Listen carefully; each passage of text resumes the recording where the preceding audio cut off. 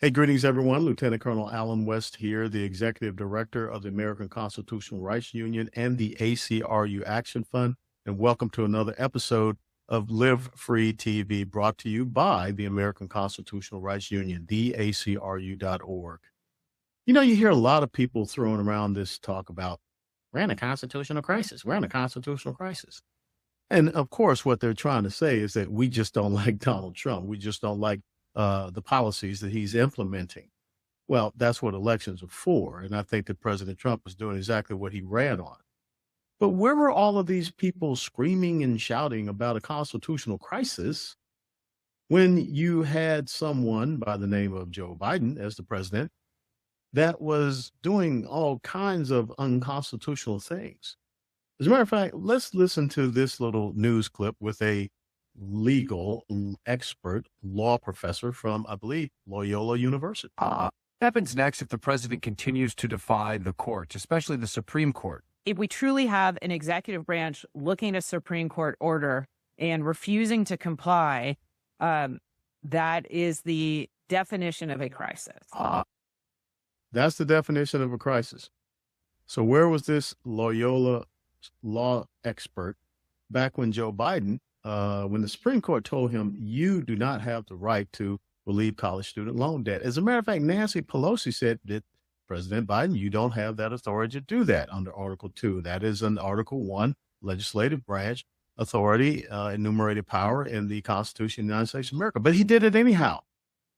Where were the shouts about a constitutional crisis? Or where were the shouts about a constitutional crisis when all of a sudden the Biden administration says, we're not going to protect the national sovereignty of the United States of America, basically violating Article 4, Section 4 of the Constitution, known as the Guarantee Clause, which states that there are two things that the federal government, the United States, is supposed to guarantee to every state in the union. Number one, a Republican form of government, not Republican Party, but a Republican form of government, because America is a constitutional republic. We're not a democracy. The second thing is that the federal government is supposed to protect every state in the union from invasion.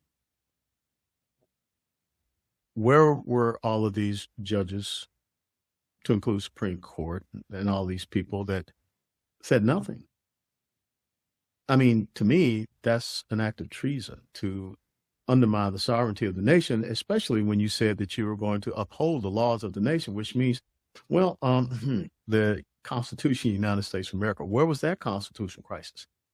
And so here we are all of a sudden in a very perplexing situation where we are asking ourselves, do people who have come into this country illegally, which means they have broken the law, it is a violation, it is a crime to come into the United States of America illegally.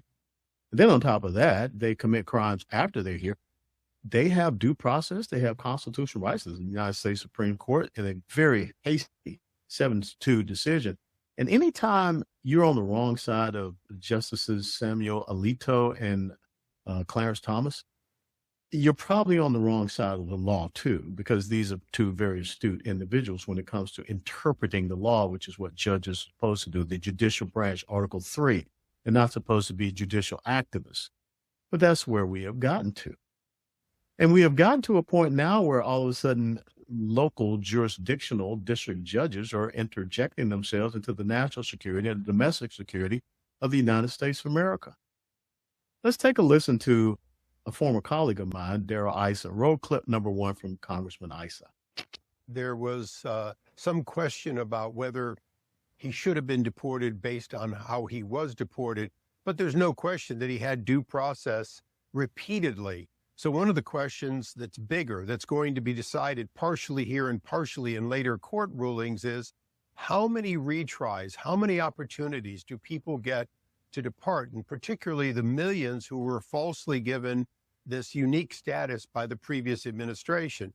You know, if the previous administration could say to millions of people, carte blanche, come here and we'll let you in and we'll parole you and we'll give you work permits, then does this president have those rights, or does he have to go through a protracted process, which basically hampers the ability to get rid of those millions who were brought in without a process? So the court's got several big decisions. This is a relatively small one, all facts considered, because this man is where he belongs. based on his citizenship and based on previous due process. Over 17 judges he was in front of. Congressman Darrell Issa just really necked this down to understand the situation. Joe Biden unconstitutionally, by executive order, opened up our borders and told people that they could just come in. They could use this app, which he does not have the enumerated power to do, and to give them work permits. And we're talking about this Mr. Garcia from Maryland, who is, well, you're right. He's not a Maryland man. He's from El Salvador. So why do we continue to have this Joseph Goebbels-like spewing of propaganda from the media that believes if they continue to say Maryland man, Maryland man, Maryland man, Maryland man, we will believe that he is from Maryland when he is a citizen of El Salvador. Has countless amounts of times before judges who did rule that he was an MS-13 gang member. He said that he was afraid to go back to El Salvador because of rival gangs. Well, if you are afraid of a rival gang, then you're in a gang, and you're in a gang that we have designated as a terrorist organization, which is MS-13. But yet you still have the media trying to perpetuate this falsehood, this narrative. Let's look at what happened in the White House press briefing. Administration officials made it very clear that El Salvador is responsible for Mr. Abrego Garcia. Yet El Salvador's president said we're not going to do anything with him. So my question is, who is responsible for this man and where he's going to end up? Well, no. First of all, President Bukele said that he is not going to smuggle a foreign terrorist back into the United States of America, as many in this room in the Democrat Party seemingly want him to do. Abrego Garcia was a foreign terrorist. He is an MS-13 gang member. He was engaged in human trafficking. He illegally came into our country. And so deporting him back to El Salvador was always going to be the end result. There is never going to be a world in which this is an individual who's going to live a peaceful life in Maryland because he is a foreign terrorist and a MS-13 gang member. Not only have we confirmed that, President Bukele yesterday in the Oval Office confirmed that as well. So he went back to his home country where he will face consequences for his gang affiliation and his engagement in human trafficking. I find it unconscionable that the progressive socialist left in the United States of America, aka the Democrat Party, believes that this is a hill to die on. That you're going to go to bat for someone that is here in this country illegally, member of a terrorist organization, that's what MS-13 has been designated, and has been deported back to his country of origin.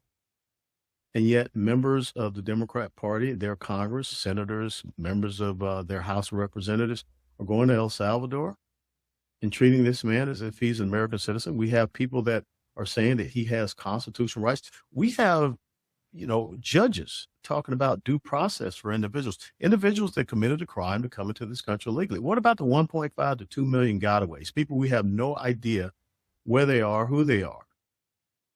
They're supposed to have due process. And look, understand something. I understand and I fully support checks and balances between our three branches of government, the legislative branch, the executive branch, and the judicial branch. I fully understand the 1803 decision of Marbury versus Madison, which brought forth judicial review.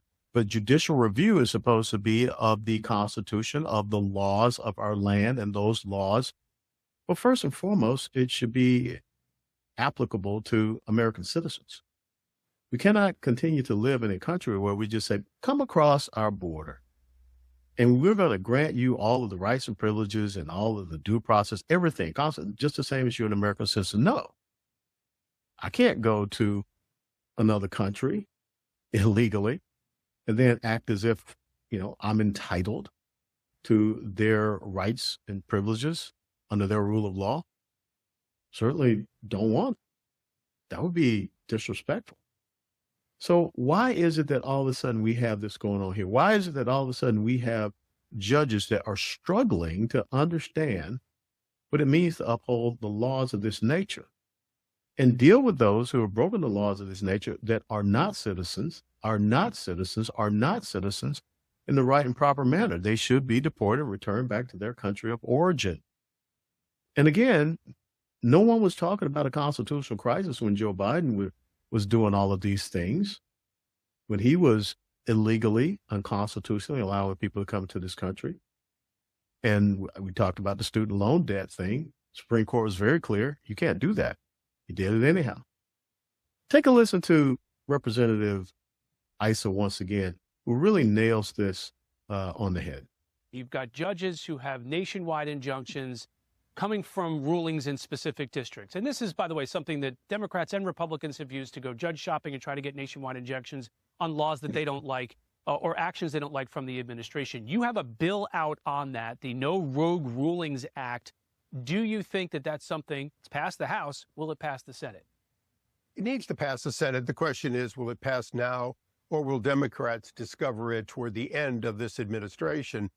Because as late as October of last year, Biden's Solicitor General was arguing for exactly what this bill does, essentially saying that the Biden administration would have to win 16 out of 16. The other side only has to win once, and you get a nationwide injunction. And they were right. So the law is designed to be fair, no matter who's in the White House. But I will tell you that the Supreme Court, in pushing back on the chief judge of the D.C. Circuit as to making a nationwide ruling in which he didn't have a plaintiff in his jurisdiction and he didn't have the right claim before him, is a good rebuke of those judges. And I hope there'll be more of them from the top court, a rebuke of these judges who do this without a legitimate multi-jurisdictional question. I think that there is a bit of a delusion with our judicial branch right now, that they're being more judicial activists than really interpreting the law. A recent CNN poll put it at, I believe, 56 to 58% of Americans that want illegal immigrants deported. Illegal immigrants deported. Now, I would almost guarantee that that number jumps up pretty close, maybe to 75 to 80%. If there was one little adjective added in, criminal illegal immigrants. Last year, the numbers from ICE, the Immigration and Customs Enforcement Agency, they put it at 600,000 criminal illegal immigrants in the United States of America. 600,000 criminal illegal immigrants in the United States of America.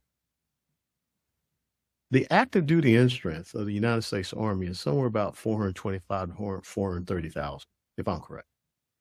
The active duty end strength of the United States Marine Corps right now is like 180 to 183,000. So last fall, ICE tells us that we have more criminal illegal immigrants in the United States of America, people that have come into the country illegally, crime number one, but in the country committing crimes. More of them than there are active duty United States Army, active duty United States Marine Corps. That's a problem. That's an issue. And what judge, what political mindset would say that we don't want these individuals who don't belong here and are committing crimes here, very heinous crimes, to be deported? We want them to be able to lawyer up, go through a process that they have already shown disdain for because they disrespected our rule of law and our sovereignty. But then all of a sudden, there are no consequences to that. As a matter of fact, it wasn't too long ago that Dick Durbin, the senator from from Illinois, even made the absurd assertion or recommendation on the floor of the United States Senate when the Biden administration could not meet recruiting goals for our military. Let's just get these illegal immigrants, these single military age males that we have wandering all over the country. Let's just have them join our military. See, the American Constitutional Rights Union believes that the Constitution is meant for citizens and the people that are here in the United States of America legally. It's not meant for people that have disrespected our rules, our laws, that seek to harm our people. I think the Alien Enemies Act calls it predatory incursion, predatory invasion. That's what we have happening.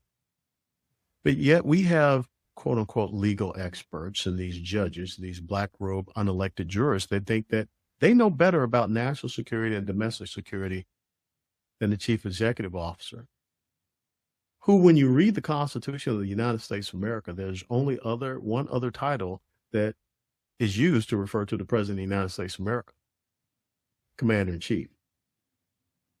But instead, we have judges that think they're the commanders-in-chief. We have to get the right balance back between Article 1, Article 2, and Article 3, the three branches of government: legislative, executive, and judicial. Because right now, we are putting our nation in a terrible risk. Right now, we are evidencing a constitutional crisis in that people remain silent in the face of blatant disregard to our Constitution, for political reasons, I presume.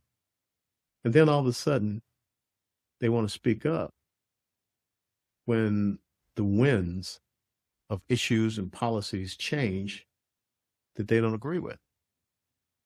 That's not how we will continue to live free. That's not how we will continue to maintain this great constitutional republic. And the ACRU will continue to stand and support those who support the rule of law. That's what our Defenders Initiative is all about. Recognizing those constitutional sharers that support the Constitution, participate with ICE and the 287G program, and we will call out those sharers, those law enforcement officers that don't believe they should enforce the law. So follow us at theacru.org, learn more about our Defenders Initiative, and please study and learn more about the relationship, the right relationship between the executive branch, the legislative branch, and the judicial branch. Because right now we have a judicial branch that's, well, kind of off tracks. God bless you. We'll see you next time on Live Free TV.